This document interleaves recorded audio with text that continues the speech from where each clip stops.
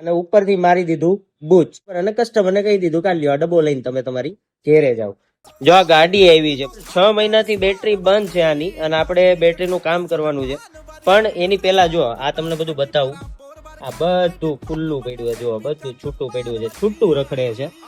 આ જુઓ, આ એમનેમ અહીંયા જો આ બધા તાર એમનેમ, મતલબ આની અંદર છે ને કેવું થયું છે ખબર છે, આ ગાડી જે જગ્યાએ છે ને એક આપણે ડબ્બો કેમ પેક કરી દઈએ ઉપરથી, એવી રીતે આને ખાલી ઉપરથી કપડા વપડા બધું મસ્ત રીતે પહેરાવી અને ટનાટન કરી અને ઉપરથી મારી દીધું બૂચ, એટલે ગાડી થઈ ગઈ પેક, બરોબર. અને કસ્ટમરને કહી દીધું કે લ્યો ડબ્બો લઈને તમે તમારી ઘેરે જાઓ.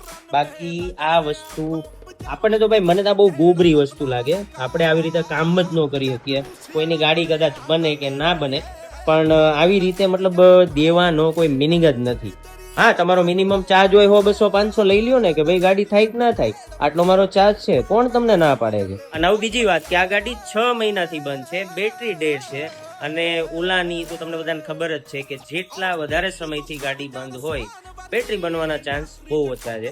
આપણે આની ઉપર કામ કરવાનું છે અને બની જાય એટલે પાર્ટ 2 આ જ ગાડીનો અપલોડ થાય. બાકી તમે તો ગેરેજ બોયઝને હજી ફોલો નથી કર્યું તો ફટાફટ ફોલો કરો.